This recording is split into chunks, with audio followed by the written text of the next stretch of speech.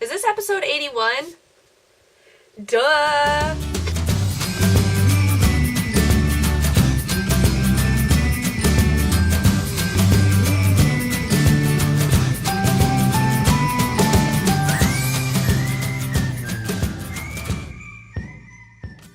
Hello and welcome to Mandobug Crafts, episode 80. What's up everybody? I'm Amanda, but you may know me on the internet as Mandobug, and this is my crafty video blog channel here on YouTube where I talk about the things that I'm making.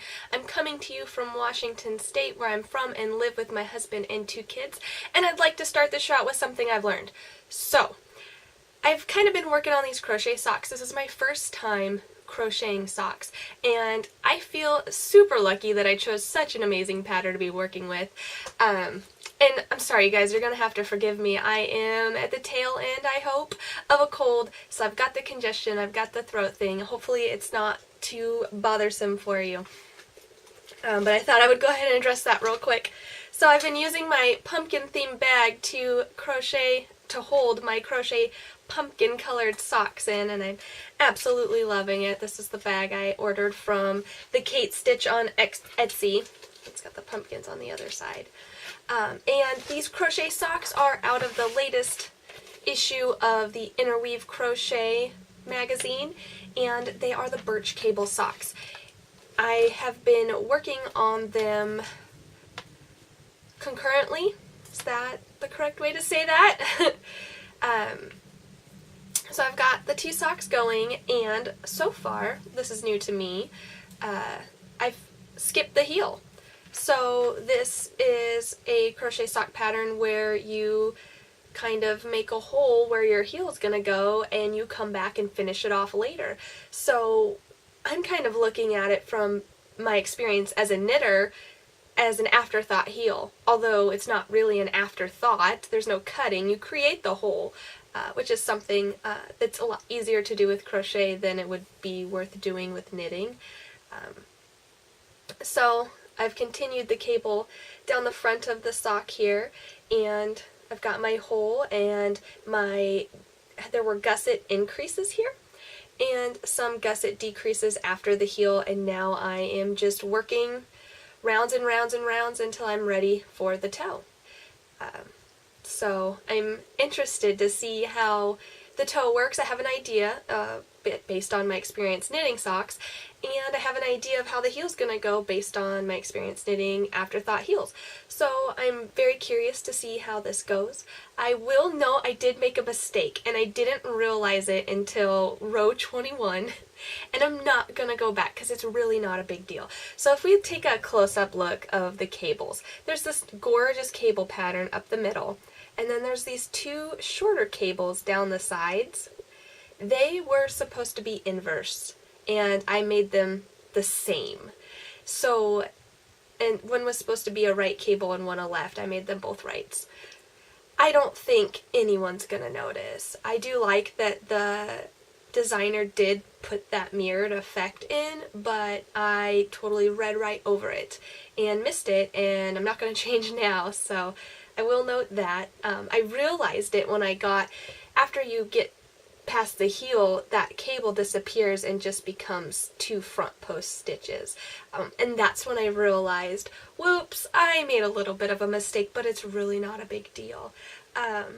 There is one other thing I wanted to note about this sock pattern as well. A lot of the instructions include, complete next round of cable pattern, and it doesn't necessarily indicate which round you're on. So I may be off. Because to me it wasn't completely clear where the repeats started again. In the written instructions it says round 3 through 14, but there's no round 14 in the charted instructions. So then I was like, well, am I just to assume that that was the same as round 2, and then I don't do round 2, I go back to round 3? Because if I went back to round 1, which is the same as 2, it was a little confusing, but I just kind of kept with the cable here, and then when I got to the patterns it was like work round 2 and I was already on round 3. I'm like, oh no. So I think I may be off somewhere, but I don't think it's going to be noticeable at all because I am keeping this cable in line, and I've double checked with the pictures of the cable and it doesn't look like it's going to be anything wrong.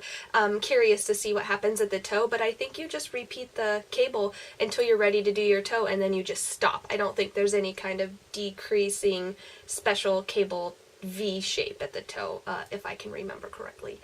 So I have really been enjoying crocheting these socks. Like I said, besides my minor issues that I'm having interpreting the pattern, it's a great sock. Like I said, she put so much thought into every stitch of this pattern and it really works. I've been crocheting this out of Haiku Kobasi in the pumpkin colorway, my favorite of course. It's great for the season.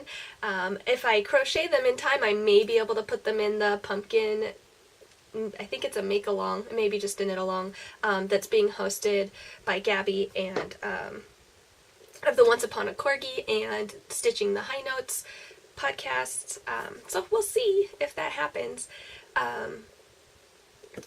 I've been crocheting it with a 2.5mm hook.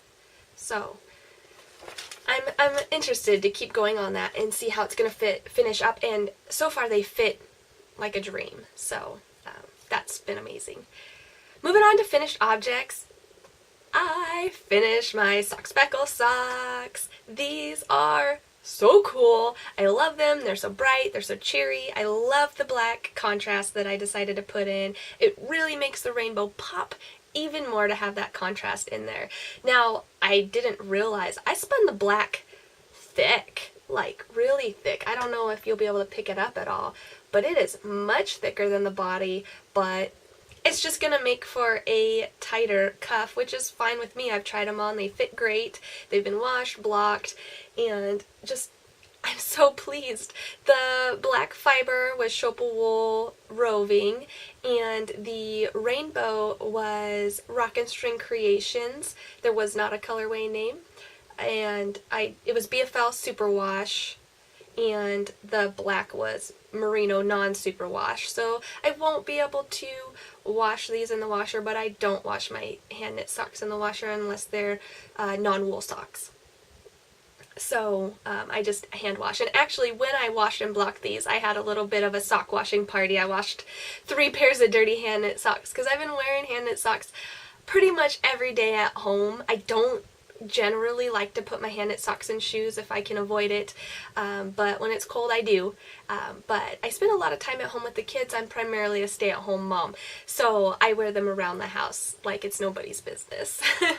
Finally, that I'm at a point where I can do that, you know, because when you first start knitting socks, you have like 2 pairs. You cannot wear them every day or you'll run through them so quickly. So I kind of built myself up a little sock collection so I can cycle through my socks and not wear through them as fast.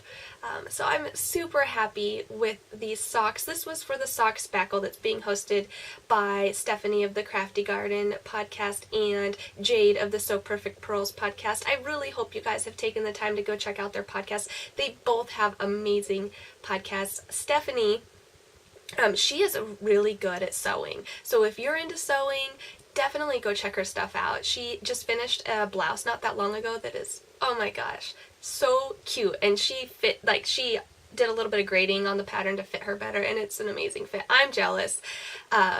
Hopefully one day I can sew like that.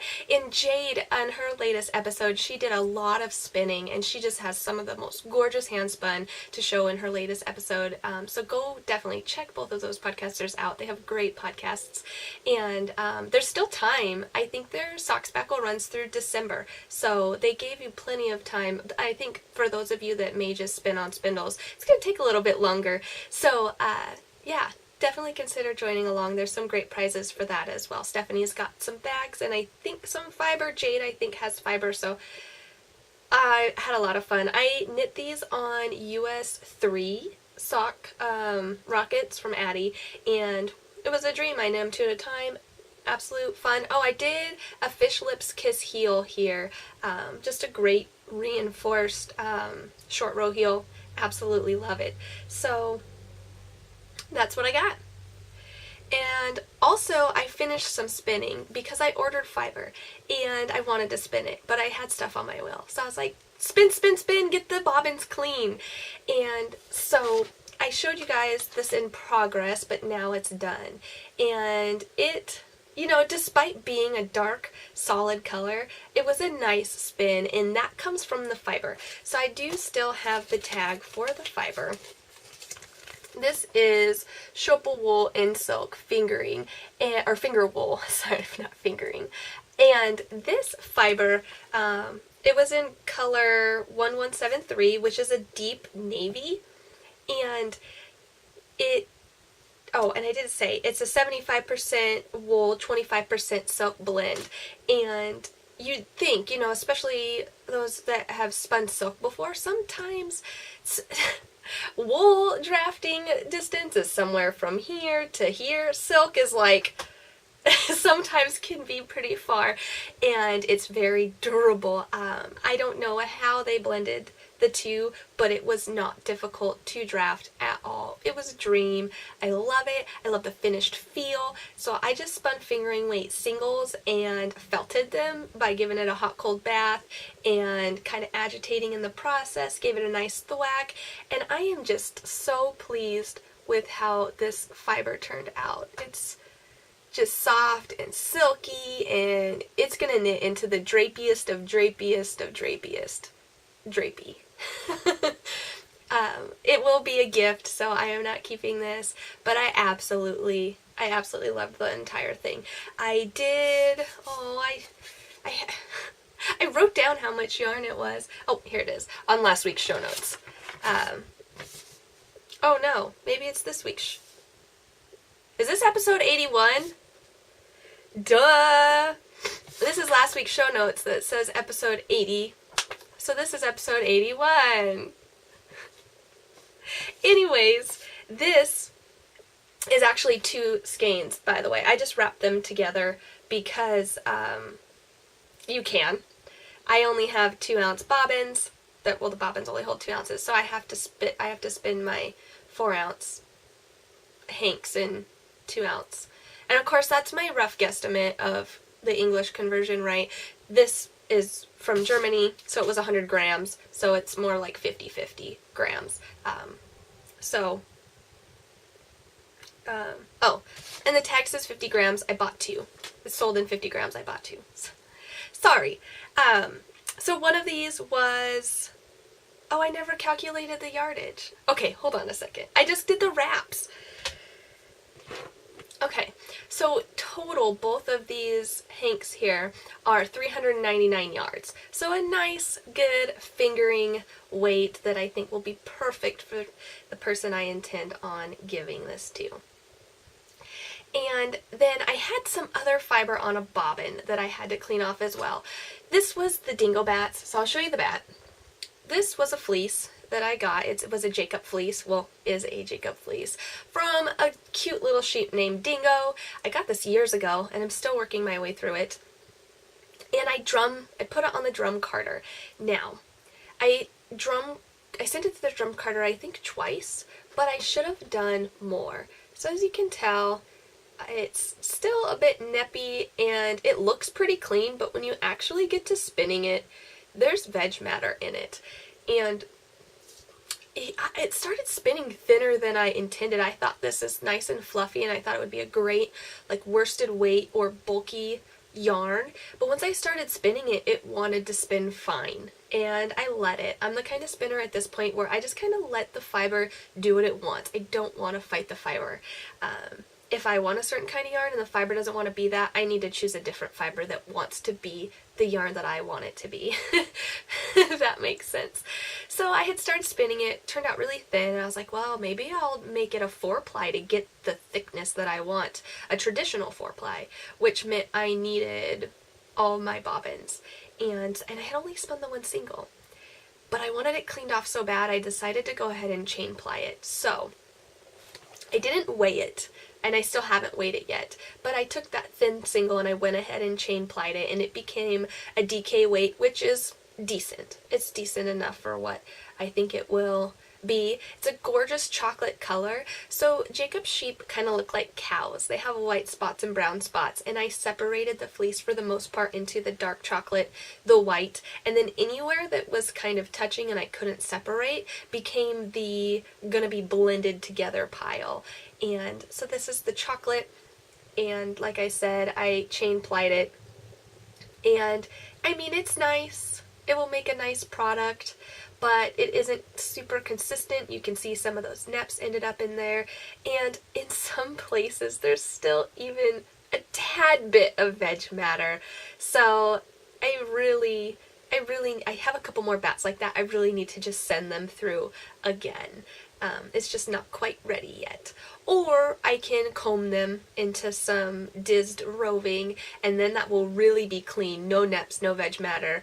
It's a lot more work to comb and diz your fleeces, but in my opinion, if your staple length's long enough and you can do it, do it. You get the best fiber from it. So, yes. I spun that up. Oh, and this, I don't know how much it weighs. Like I said, I haven't weighed it, but it was 83 yards. So now that my bobbins are clean, I can move into works in progress. I put the fiber on. So I ordered fiber from Stephanie, who has the Crafty Garden podcast, and she just launched her company, Vermont Dye Works, not that long ago. I've been talking about it, so this shouldn't be new news. And I did tell you guys how I saw that she was dyeing fiber, and I was probably going to order some. I did. I ordered a braid of fiber called Hippogriff Feathers. It is a Harry Potter inspired colorway, and it's absolutely gorgeous. I have since shredded the braid, so if I have a picture, I took pictures, but I don't remember if I did it on my stories and didn't save them. So if I have a picture, I'll insert it. If not, maybe I'll steal one from Stephanie. But here is her label, Vermont Dye Works, and I got Hippogriff Feathers, which is a non-superwash merino, and because it's a merino, I went ahead and decided to go decently fine with the spin, but I didn't want anything too fine, so I'm going with a traditional 3-ply, which is another reason I needed to clear off all my bobbins. So I haven't had much time to spin this, but I've got just a little bit on the bobbin here, and I'm absolutely loving how it's spinning up so far. I took the entire braid and shredded it. I just shredded it, and I've got it in 3 bags, marked 1, 2, and 3 because I weighed them out, and like I said, it's just shredded. I shredded it into long strips because I want to get a really nice marled effect where almost at no point will any of the colors be matching up. That's kind of how the braid was dyed. It was very splotchy, and I just loved the dimensional look of it, and I thought if I could translate that dye look into the fiber, that's what I want. So that's what I'm attempting to do. I think Stephanie did a great job dyeing this fiber. I did find in some places it was like the slightest hair of a little bit of a tug. Like, I wouldn't really call it felted, but just a little bit harder to tug in the very, very concentrated areas, which is common. I get that in braids of fiber that I buy all of the time. But it's not like when I bought that. I wouldn't call this felted. It's not like when I bought like Malabrigo Nube's fiber. I hated spinning that. I will never buy another braid of that because it hurt my hands. At no point do I feel like I'm struggling with the fiber. Just like I said, in some sections, very few sections, I've felt a little bit of resistance where I didn't expect it, but nothing where I was like, this is felted, I cannot get it apart. Does that make sense? So yes, lovely fiber, lovely dye job. I'm enjoying spinning it. I absolutely am so excited to see how this yarn turns out. Moving on to Happy Mail. So I don't have this segment a lot because I'm not a super big purchaser, but I did order some things this last week, so now that they've been coming in, I wanted to share that. So the Hippogriff Feathers was one of them. Stephanie sent along a sweet little stitch marker that she gifted me, and some candies as well. These little maple candies were so good. So I got that package from her, and it shipped so fast. it was crazy how fast it got here. It was sitting in the mailbox waiting for me because I hadn't even gone to check for it because I didn't expect it for a couple more days. So that was super exciting. And then when I checked the mail and found that fiber in the mail, I also had a box from fabric.com waiting for me. So I showed you guys last week that I am making this baby diaper bag. It's a swoon pattern called the Belle Baby Bag. Yeah, Belle Baby Bag. And the fabric has come in. As well as the hardware. So I'll show the fabric first. So she's got an under the sea theme for the nursery, and that's what she wanted for the bag as well. So she picked out this cute fabric. It's a cotton, quilting cotton, and it's got some sparkle. I don't know if the camera's picking that up at all, but I just think it's the cutest fabric ever. So it's going to be paired with this quilting fabric as well for the contrast on the outside. And I think they just go super well together. And then the inside, we wanted something a little more fun, but that also kind of matched. So we went with this almost mermaid-like shell purple. So that's going to be on the inside. So those are in, and I'm super excited to be putting some work on the diaper bag. And then because, you know, when you're on fabric.com buying fabric, you have to check their clearance. I purchased some fabric for myself. Oh, and I got a lot because I wasn't sure how much I would need because I'm not super experienced at sewing garments, but this was only $2 and change a yard, so I got some. I got 3 yards, which I think is plenty. It is a jersey knit fabric, but it's very lightweight in see-through in the red, with the black being more of a solid.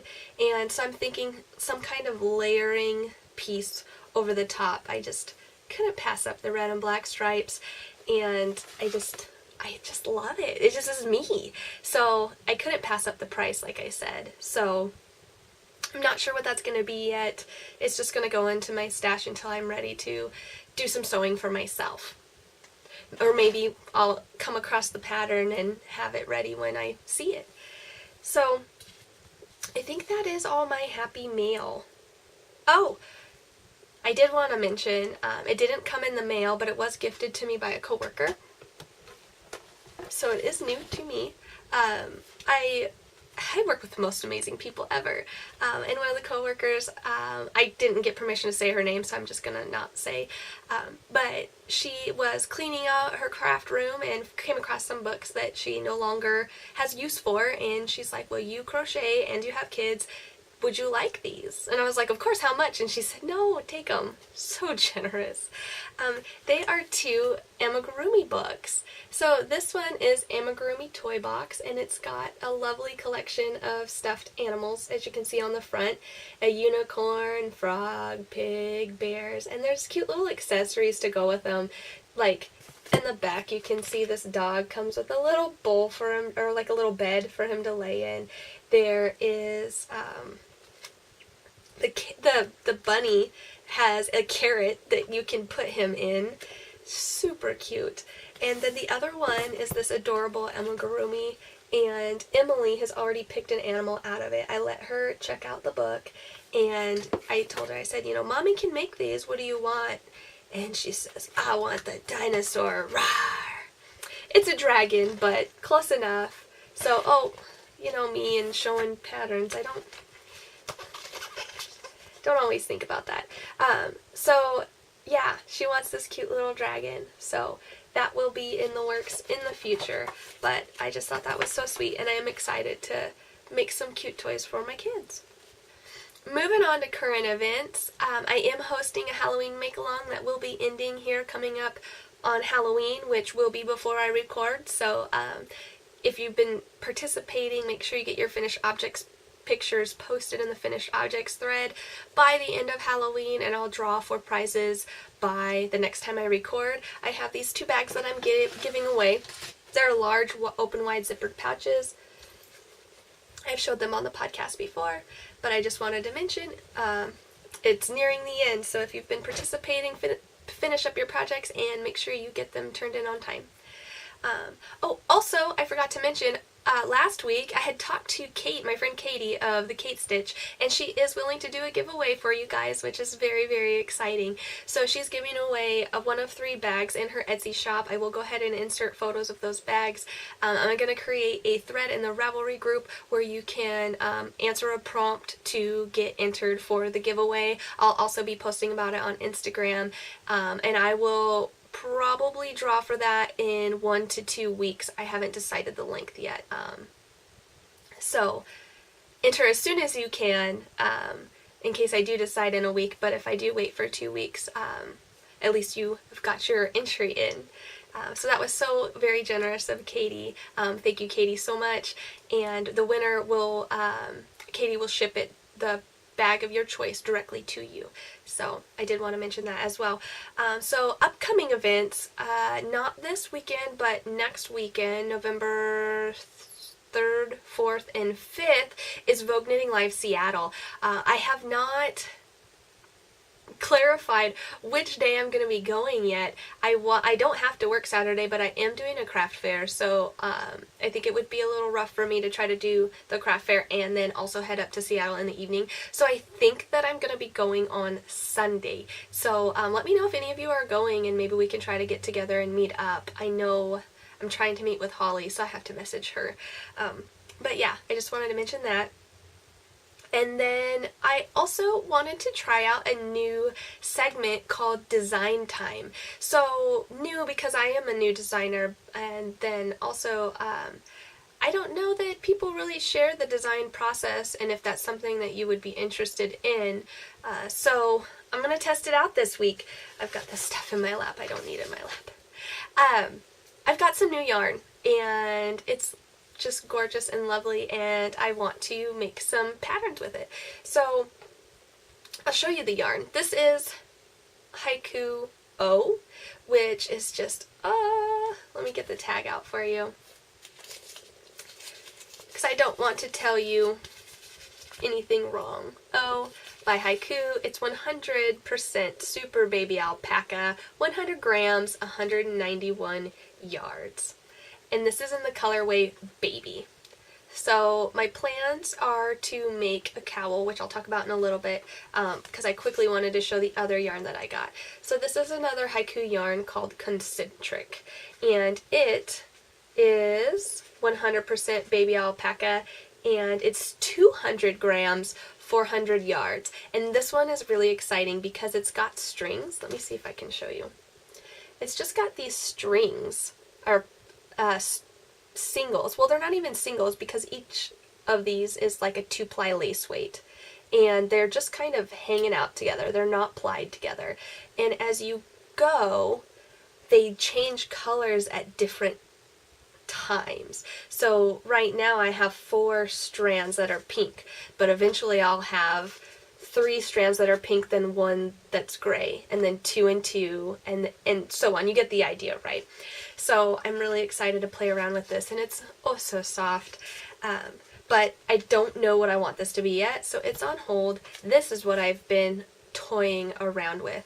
So when I design something, I like to draw first. I like to think of what do I want it to be, kind of in general. It doesn't always end up the way that I draw it or what I think I want. Sometimes I start working it up and it changes directions, but generally I start with a drawing.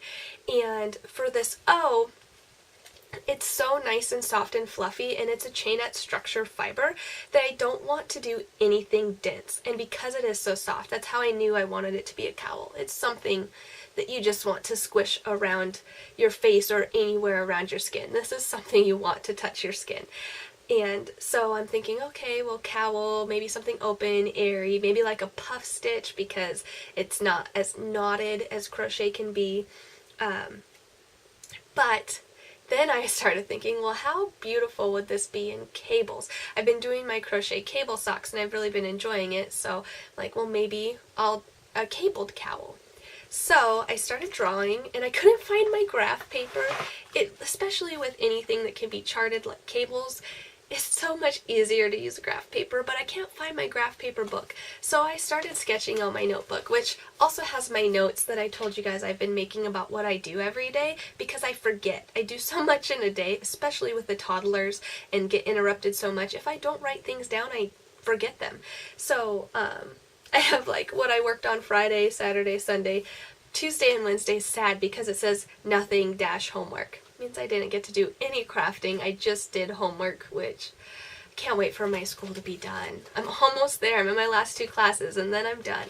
But anyway, so that's at the top, and then at the bottom I've got some sketches of what I was kind of thinking for my cables.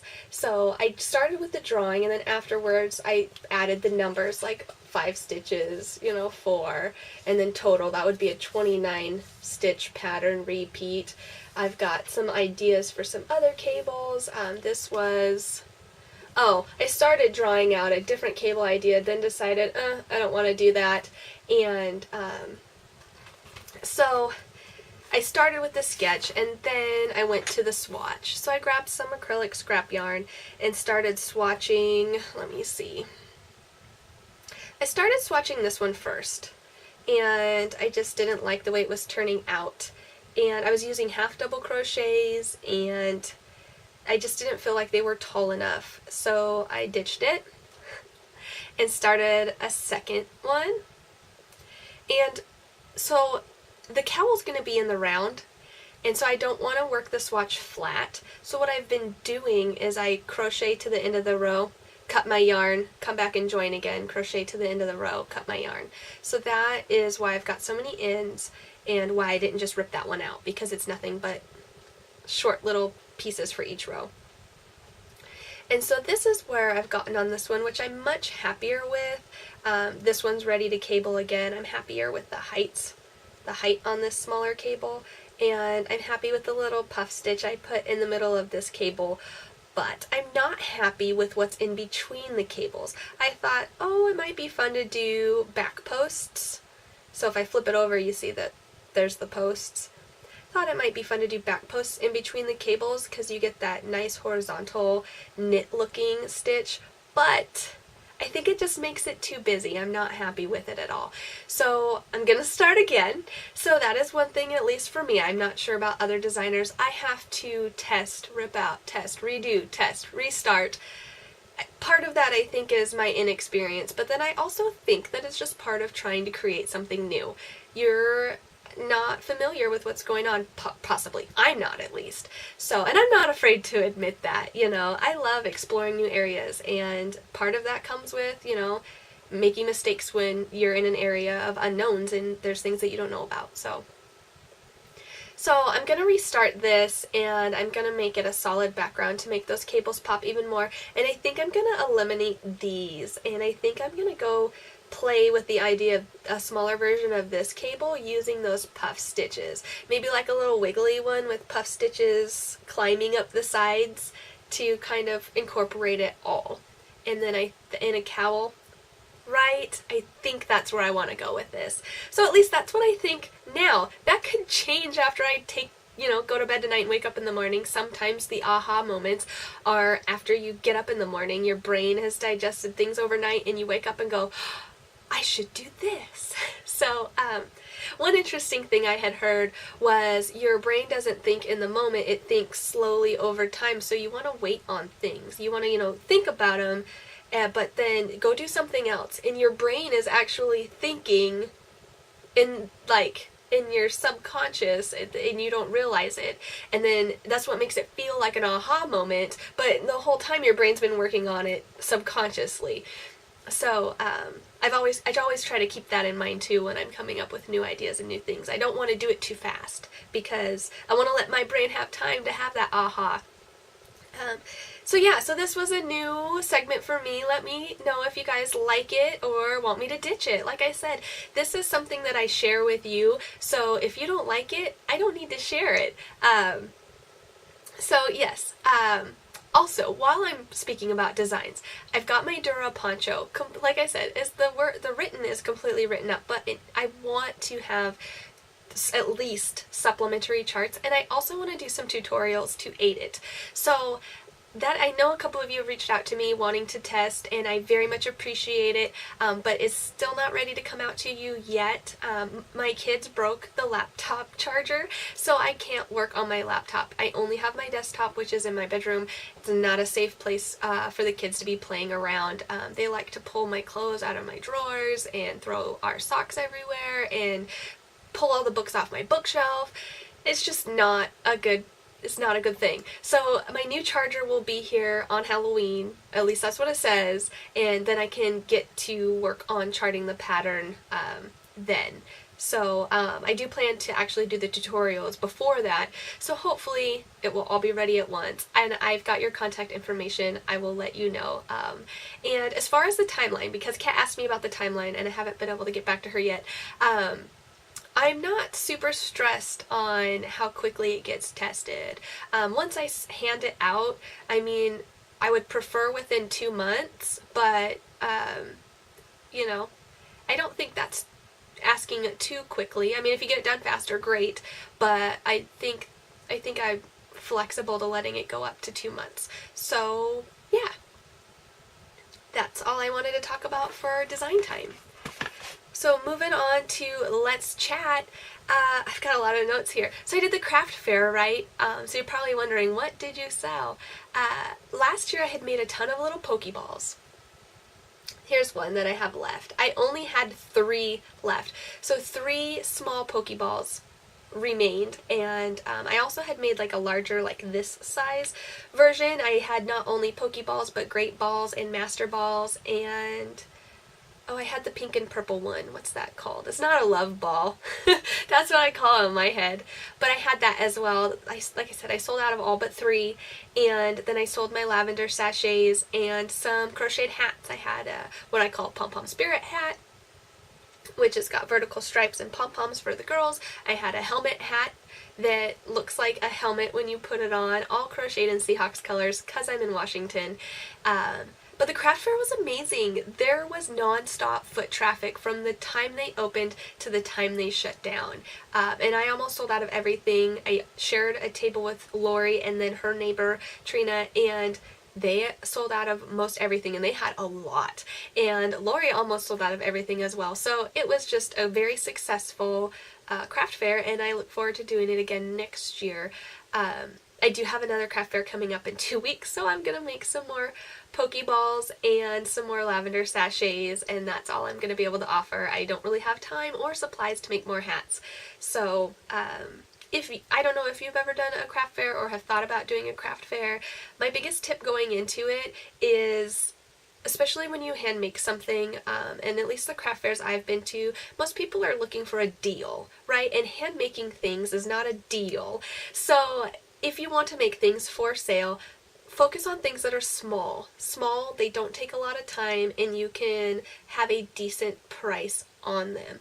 I'll go ahead and let you guys know I was selling these little guys for $4, and their large version was $8, and I feel like that compensated me for the time and materials. It's acrylic, and the recipients are little kids, and they're so happy. These are stuffed with polyfill. They're nice and dense. They are so great to throw, and my favorite thing about selling these is the kids are so happy when they get them. It makes my day. So so just consider cost of materials and your time, and usually the ones that are worth your time and effort are the smaller items that can be completed faster, so, and that don't cost so much. The hats that I make, I would say, are borderline not worth my time, so that's why I also don't plan on making more of those. Also, I wanted to mention what I was wearing before I forget. If you've been a long time viewer, of course, thank you, and I appreciate your support, and I appreciate you taking time out of your day to chat with me, and but you recognize this sweater. This is Japan Sleeves by Hohi Locatelli. It's a pay-for pattern on Ravelry. It's got lace down the sleeves, a very cute striped body. This is Dream in Color Smushy with cashmere. I absolutely love it. It is one of those patterns that can be dressed up or dressed down. I'm wearing jeans today, and this goes. If you wear like some cute black leggings or slacks, it also goes. So it's just a very amazing, versatile pattern, and I think it's flattering on everyone. I'll go ahead and stand up. It's a loose fit, see? So it's going to be flattering on everybody. So I absolutely love it. Oh, and then if I scoot back, what you can't see is my hand knit socks. I told you guys, I'm wearing hand knit socks every day. These are the Skew socks, which I don't know how well I can show this. I don't think I can, because they're on my feet. But they're the ones that go diagonal, and they have this fun, like, origami heel in them. That was a pay-for pattern, I believe, and the yarn is Northbound Knitting in the Nebula colorway, which was exclusive to Eat, Sleep, Knit last year, I believe. So yeah, that's what I'm wearing. Halloween is coming up. I picked out, well, Emily picked out her costume. She wants to be a T-Rex, so she's going to be a cute little T-Rex. And Jack, he has been non-stop talking about fire trucks, so I picked him out a fireman costume, and they were very expensive.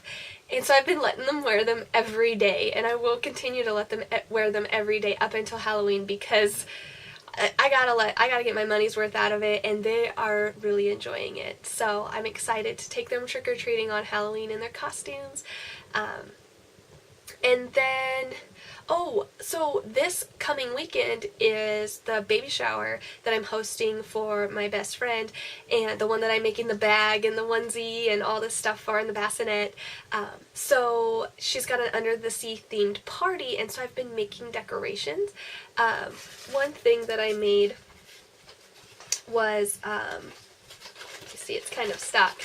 At my baby shower, actually Kate from the Kate Stitch hosted my baby shower in Georgia for when I was pregnant with my daughter, and she made a banner that said Emily, and I loved it. It was so cute, and I hung it in Emily's room when she was younger, and so I wanted to do that for my friend, and so she's naming her daughter Evelyn, so I made a cute little banner that says Evelyn. I want to make a banner that says welcome, so at the party it says welcome Evelyn, but my friend can take this and hang this in her nursery when she's ready. And then I also made these cute little paper crafts. So I don't think I've ever shared this with you guys. Before I got back into crafting pretty hardcore, I was trying to learn how to draw, and I was taking these free drawing classes online, and it's paying off. So I Google searched like mermaid decorations, and this cute mermaid came up, and I just kind of looked at the picture and freehand drew onto some construction paper these cute mermaids. And so I'm so glad I tried to learn to draw. I'm not the best, but I can get by, right?